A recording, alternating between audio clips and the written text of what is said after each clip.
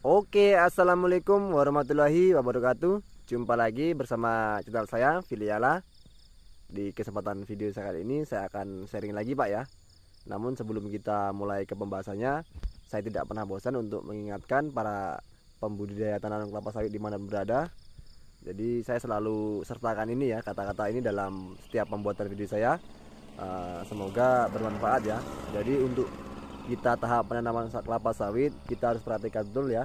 Yang pertama kita harus dapat memilih bibit yang baik, dan yang kedua perawatannya, dan yang ketiga kita tidak pernah bosan untuk selalu belajar ilmu baru atau pengetahuan baru tentang tanaman kelapa sawit ini ya.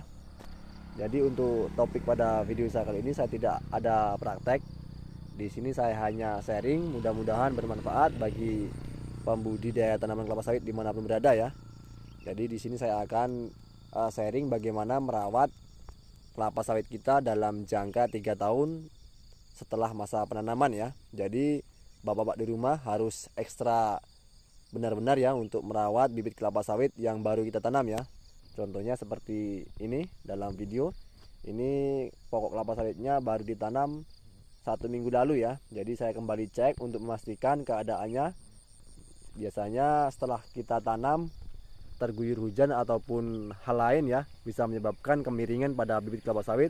Makanya kita harus senantiasa untuk merawat dan cek ya dalam waktu jangka 3 tahun ini. Tapi bukan berarti setelah 3 tahun kita lost check Pak ya. Kita harus tetap memperhatikan perkembangan atau pertumbuhan kelapa sawit kita ya. Jadi kelapa sawit setelah kita tanam ini dalam waktu jangka 3 tahun kita harus benar-benar untuk selalu merawat dan kontrol Pak ya. Ini fungsinya agar bibit kita seperti yang kita harapkan ya.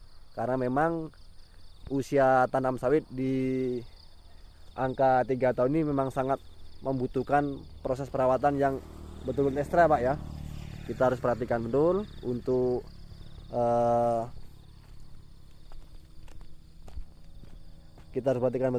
perawatannya Pak ya. Jadi kita tidak boleh membiarkan bibit kelapa sawit kita terbengkalai ya.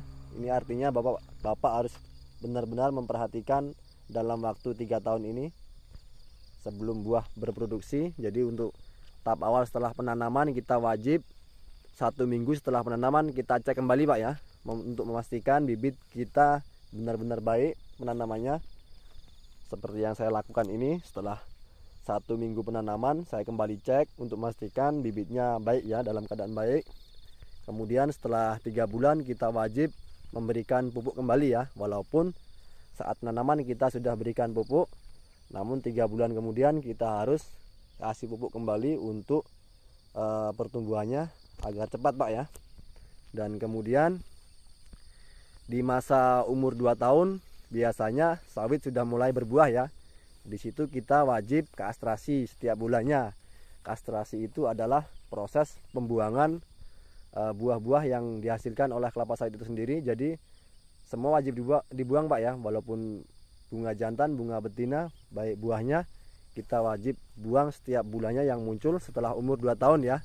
Itu sampai umur 3 tahun sawit kita sudah berbuah, memasuki masa produktif ya, yaitu di angka 5 kilo buah sudah layak kita jual.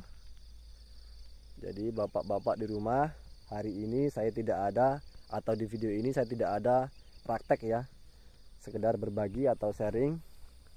Mudah-mudahan ada poin-poin penting yang bisa dapat ya.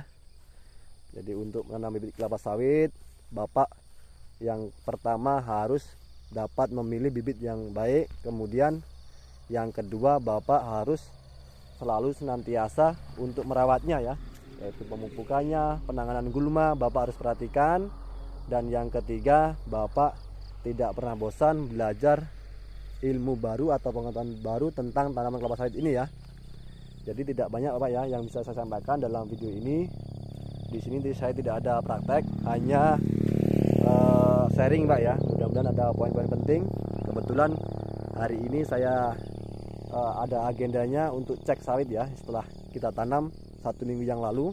Di sini saya akan memastikan setiap pokoknya baik, dalam keadaan baik, tidak miring. karena ini sangat penting sekali Pak ya.